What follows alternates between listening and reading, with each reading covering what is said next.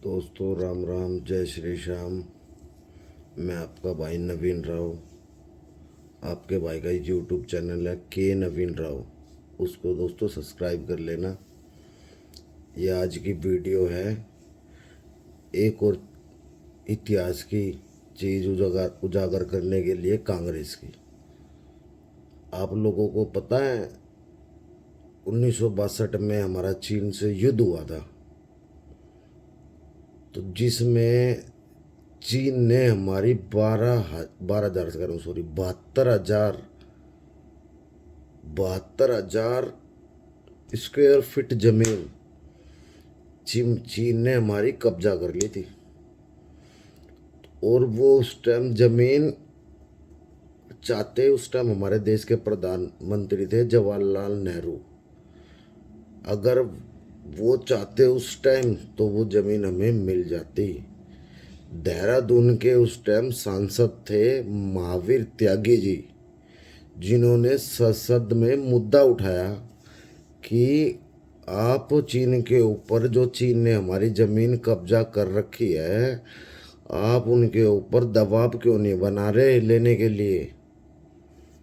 तो जवाहरलाल नेहरू का जवाब क्या था कि वो ज़मीन बंजर है, उस पे कोई एक घास का तिनका भी नहीं उगता, तो उस ज़मीन का हम क्या करेंगे, उन्हें लेने दो। तो महावीर त्यागी का जवाब ये था, उन्होंने अपना सिर जवाहरलाल नेहरू की तरफ करके ये कहा, मैं गंजा हूँ तो मैं अपना सिर कटवा दूँ। तो जवाहरलाल नेहरू ने उनको जवाब दिया कि तुम्हें राजनीति करनी है या नहीं करनी, आराम से बैठ जाओ। भाई साहब, जो दबाव बनाने वाले, जो हमारे देश के दबंग नेता थे, वो थे सरदार वल्लभ भाई पटेल। वो 1950 में उनकी डेथ हो गई थी। उनके बाद इनकी सरकार आई, इन्हीं की सरकार चल रही थी दोस्तों। तो ये सोचो, 1962 में इन्होंने 72,000 स्क्वायर फीट ज़मीन चीन को दे दी। जो आज कैलाश पर्वत हमारा जो चीन में है ना, अगर ये उस टाइम दबाव बनाते ना कांग्रेस के लोग, तो वो ज़मीन हमारे को मिल जाती।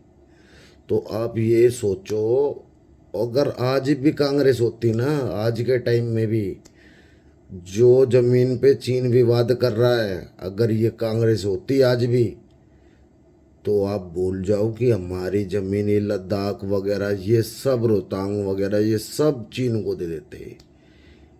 इनका यही जवाब होना था कि बंजर ज़मीन है, उस पर क्या उगना है, वहाँ तो बर्फ़ पड़ती और कुछ है नहीं, कोई जाता है नहीं वहाँ तो, और कोई बोलने वाला था नहीं, कोई बोलता उनको ये बैठा देते, मरवा देते। जैसे इन्होंने लाल बहादुर शास्त्री को साइड करा, सुभाष चंद्र बोस को साइड करा इस गांधी ने, मादर चौध ने।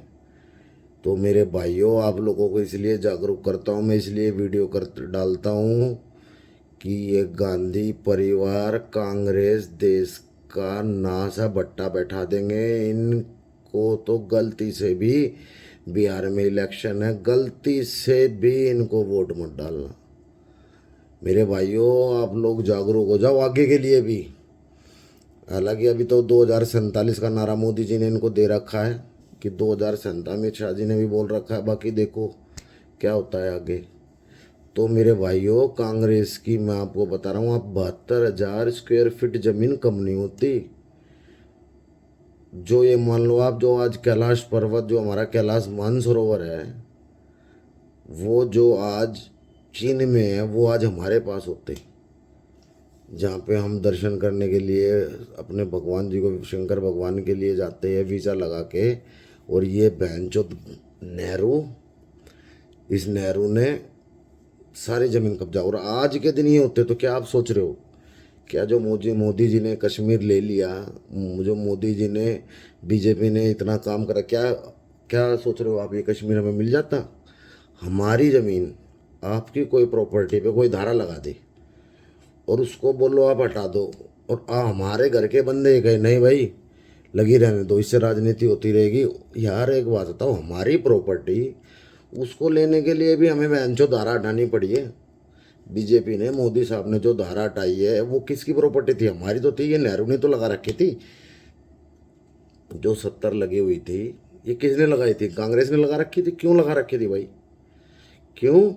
कि आने वाले टाइम में भाई इसका मुद्दा सुलझाने के लिए भाई इसको या तो आधे आधे में बांट लो, और या तो फिर ये कह देते चलो भाई वहाँ पर ज़्यादा मोमडन है तो या काम करो, कुछ नहीं होगा, उनको दे दो, क्योंकि बोलने वाला कोई होता नहीं। कांग्रेस राज्य में जब इतने 72,000 स्क्वायर फीट जमीन चली गई, जब उन पे कोई बोलने वाला नहीं मिला, एक बंदा था जो देहरादून का सांसद था, महावीर त्यागी, जिसने बोला, जब उसको बैठा दिया तो और कौन बोलता?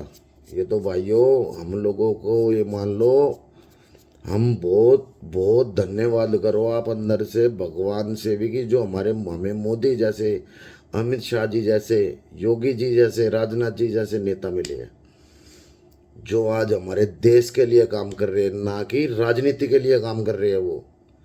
वो देश के लिए काम कर रहे हैं। तो आप लोगों से, मैं आप लोगों के लिए इसीलिए वीडियो डालता हूँ, आप लोगों को इसलिए जागरूक करता हूँ। मेरे भाइयों, थोड़ा इतिहास पढ़ा करो, इतिहास को देखो, कांग्रेस ने हमारे देश का क्या हाल कर रखा था। और अभी रुक जाओ, और 15-20 साल बीजेपी हमारे देश में है और रहेगी, तो देश देखना कहाँ हुआ। अभी अभी देख लो आप कहाँ हैं, और आगे आने वाले टाइम में यार दुबई, आप लोगों को पता है